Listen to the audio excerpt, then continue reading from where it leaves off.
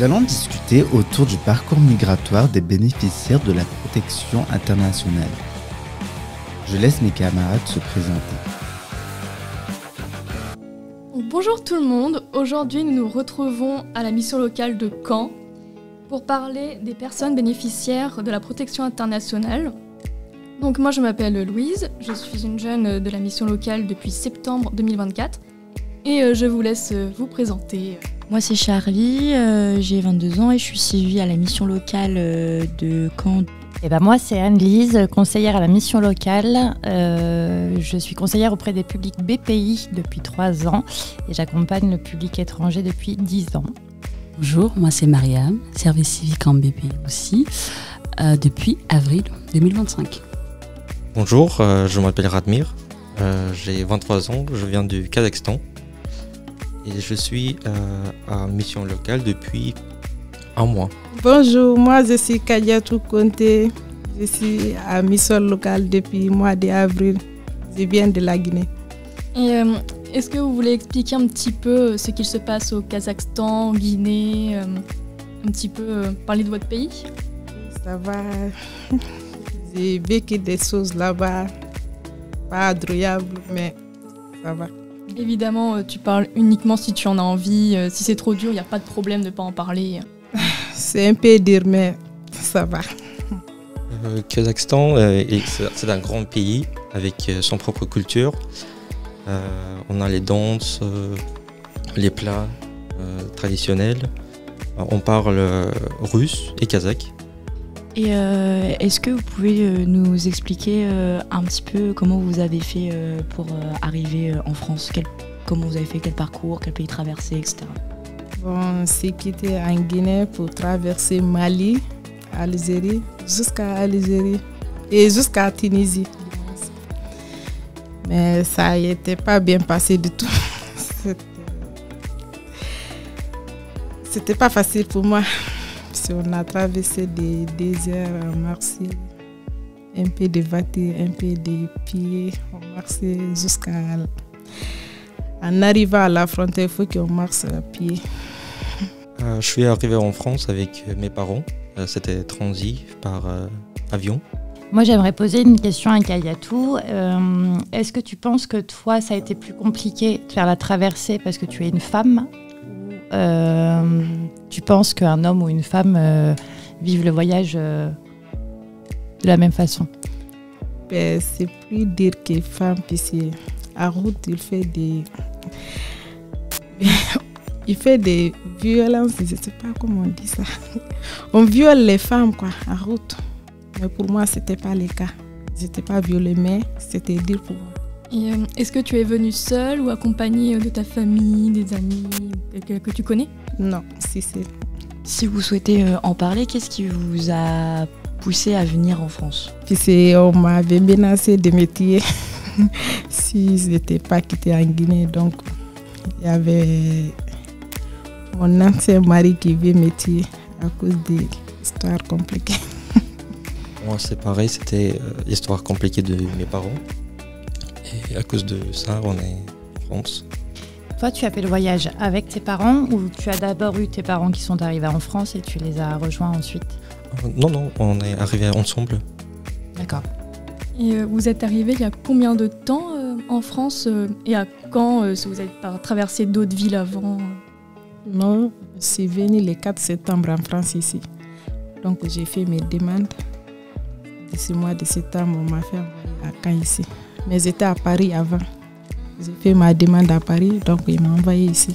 Je suis arrivé en 14 août 2018, quand j'avais 16 ans. Et d'abord, j'ai habité à Saint-Lô. J'ai étudié les sécurités. Et après, je suis déménagé à Caen pour étudier à l'université de Caen. Et Radmir, donc tu étais mineur quand tu es venu en France. Est-ce qu'il y avait des différences, par exemple, d'administration, de papier à faire en étant mineur que tes parents qui sont venus en étant majeurs? Oui, c'était totalement différent à celle de Kazakhstan. Et heureusement, on avait assistant chez CADA qui nous a beaucoup aidé avec les documents administratifs Est-ce que pour toi, Kadiatou, tu peux nous expliquer un petit peu ton parcours entre le moment où tu déposes une demande d'asile et le moment où tu obtiens le statut de réfugié? Bon, ce n'était pas été facile pour moi comme c'était ma première fois de vivre en France ici. Donc, ça a été bien passé quand même. Donc, tout allait bien. Et ça a pris combien de temps à peu près avant que tu aies tes papiers? Un an et demi comme ça, c'est en 2023. Donc, j'ai eu mes papiers en 2025. Là. Tu vis de quoi financièrement? Tu logeais où? J'ai logé à Douma, grâce de Dieu. Ça a été bien passé. On me donne l'argent d'office. Donc, on me donne de l'argent d'office à 200 € chaque mois. Donc, ça va. Ça a été bien passé. J'avais une assistante. On m'avait accompagné très bien quand même. Et depuis que tu as ton statut, qu'est-ce qui a changé dans ta vie le plus? Tout. Tout ça a changé. Comme j'étais content, on m'avait protégé ici, donc ça va. Et au total, vous avez mis combien de temps à arriver en France? À peu près un mois. Et toi, t'as mis combien de temps à arriver en France? Moi et moi aussi. Et pour toi, Radmir, vu que tu es venu mineur, est-ce que tu avais fait une demande d'asile toi aussi, ou c'est tes parents qui ont fait la demande et tu as été juste un membre de famille de demandeurs d'asile? Oui, c'est ça. C'est mes parents qui ont demandé protection. Tu étais juste un membre de famille. Et à tes 18 ans, qu'est-ce qui avait changé? Comment tu as fait pour avoir ton propre titre de séjour? J'ai refait la demande parce que j'aurais 18 ans. Et après, j'ai reçu une réponse positive, comme mes parents. Tu étais passé par l'OFPRA, toi aussi, tu avais fait l'interview? Oui, c'est ça, tout à fait. Est-ce que c'était possible qu'on te le refuse, le titre de séjour, une fois que tu deviennes majeur? En tant que membre de bénéficiaire de famille de BPI, il y a peu de probabilité qu'on te refuse le statut. Mais c'est possible qu'on puisse refuser un statut de réfugié. Sous quels critères ça peut être refusé? Je ne connais pas les critères de l'OFPRA, mais si on estime que seuls tes parents étaient en danger au pays, seuls les parents peuvent avoir le statut. Si on estime que toi, tu n'avais aucun danger à retourner au pays, on aurait pu te refuser le statut. Et comment sont passés vos premiers jours en France? Où avez-vous logé? Est-ce que ça s'est bien passé le début? Non, j'étais pas à logement. J'étais à la gare. J'ai fait là-bas 2 jours ou 3 jours. Après, j'ai rencontré un homme qui m'avait aidé. C'est lui qui m'avait aidé jusqu'à... J'ai fait mes demandes et tout. Pour moi, c'était un peu compliqué parce que c'était... j'avais l'impression que c'était un monde totalement différent. Et les gens ils sont différents, culture, les lieux.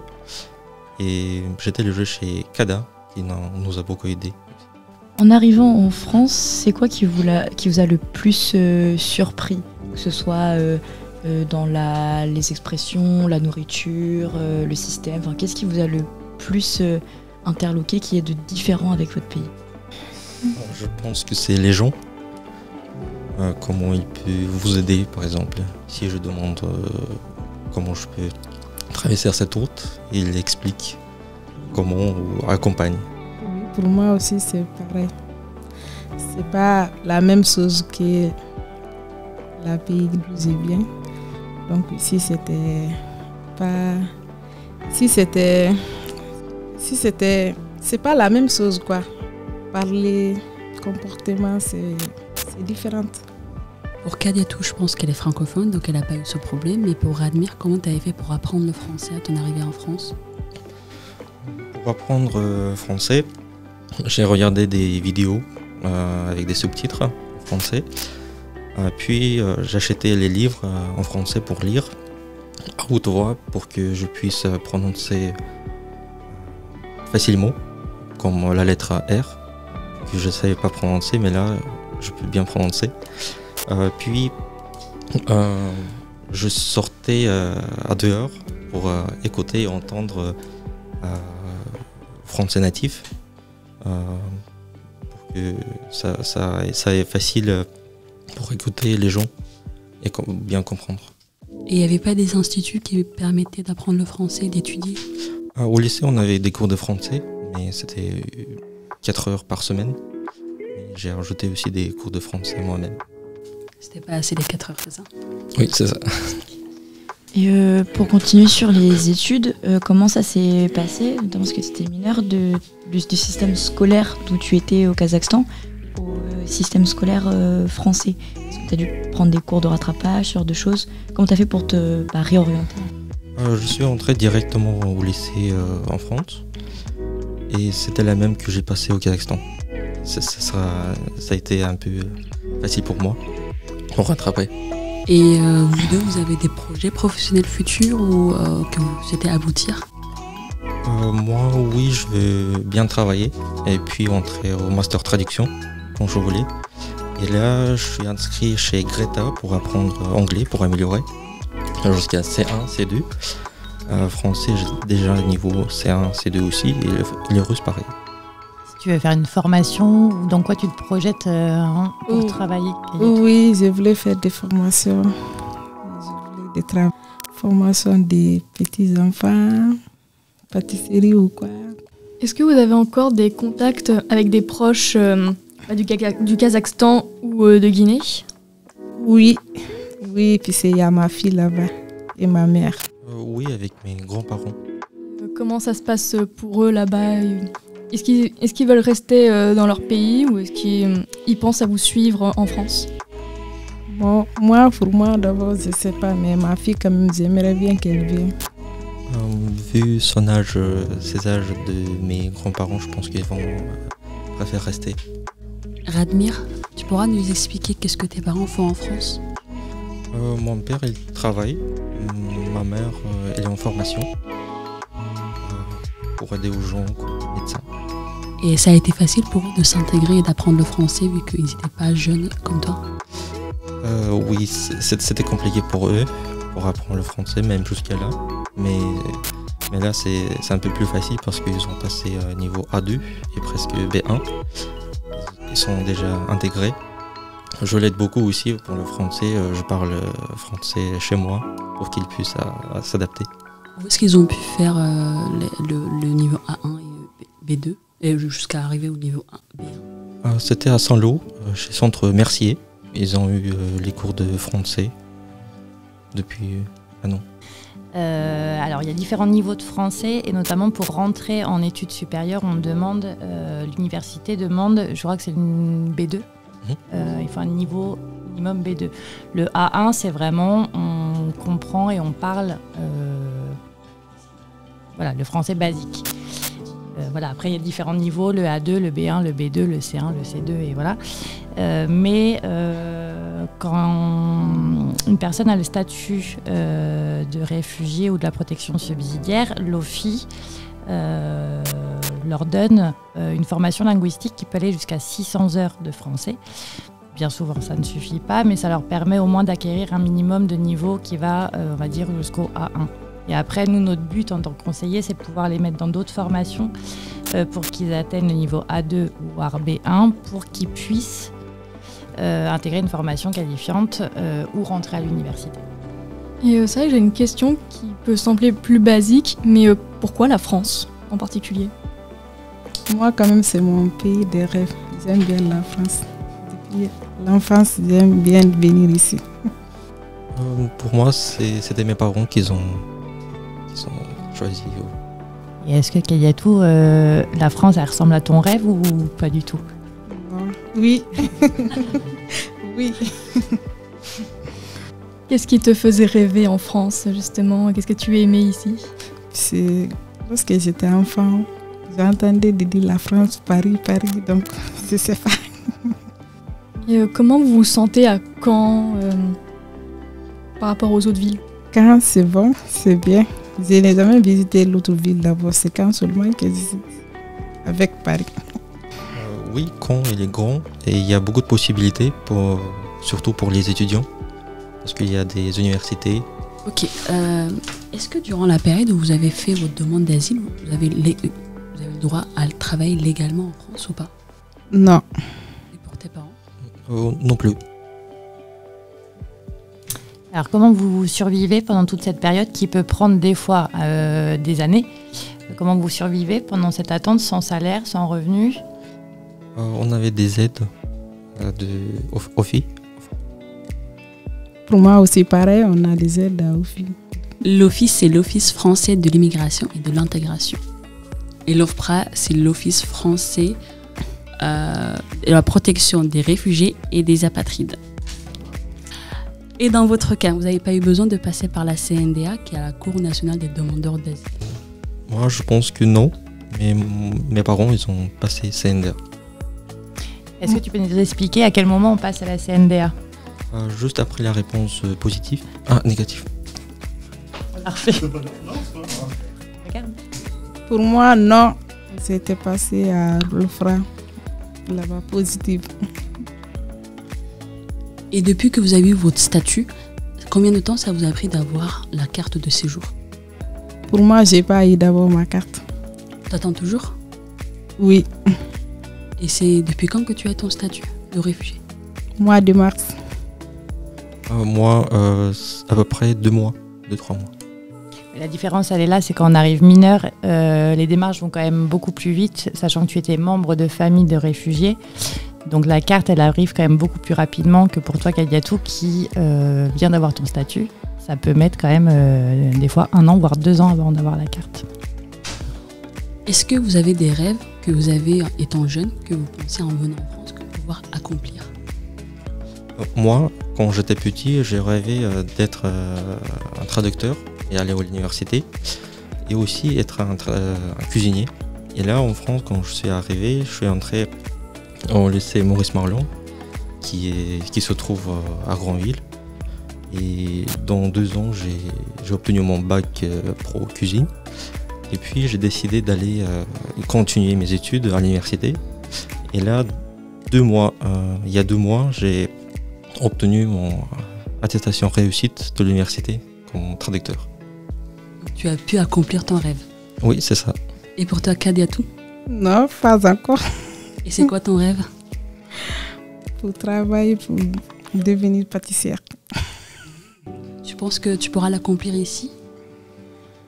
Peut-être. Je l'espère pour toi. Est-ce que vous avez rencontré de nouvelles personnes ici, des amis Oui. Moi aussi. Ça a été facile de s'intégrer et de trouver des amis? Un petit peu, oui. Et la barrière de langue, des fois, il n'y a pas une idée de barrière de langue entre vous, une barrière culturelle qui pose problème? Oui, je pense que c'est plutôt la langue. Est-ce que parfois vous avez un peu le mal du pays? C'est-à-dire? Est-ce que ton pays d'origine te manque? Moi, non. Clair, net, précis. Qu'est-ce qui te manque le plus dans ton pays d'origine? Je pense que c'est les proches et le lieu de mon enfance. T'aimerais juste y repartir pour voir ou pour y vivre aussi? Je pense que juste pour voir. T'aimes bien vivre ici? Pour moi, quand même, c'est ma fille qui me manque avec ma mère. Ça va. Mais s'ils viennent ici, dans ce cas, t'as rien là-bas. Ça va. Comme tu nous as parlé de lieux que tu as aimés au Kazakhstan, est-ce que tu veux nous en parler un petit peu de lieux que tu as aimés? Oui, bien sûr. J'ai habité à Talgar, c'est proche d'Almaty. C'était juste à côté des montagnes. C'était vraiment un beau paysage quand je sortais de chez moi. Tu me conseillerais d'y aller? Oui, je vous conseille d'aller. Et en France, est-ce que vous avez subi des situations de racisme ou de violence? Moi, non. Moi, non. Et ailleurs? Dans votre chemin d'arriver de venir en France? Oui, un peu. Comme quoi? Raconte-nous. À côté de Tunisie, on m'a fait agresser là-bas, on m'a fait enlever des téléphones, on était parti à garde à vue. Oui, je pense que nous avons fait le tour, à part si quelqu'un a quelque chose à ajouter. Non. Et c'est parfait. Merci à tout le monde d'être venu. Mhm. Et merci d'avoir répondu à nos questions. Maintenant, nous avons plus d'informations sur le parcours d'une personne bénéficiaire de la protection internationale. Et c'était très intéressant.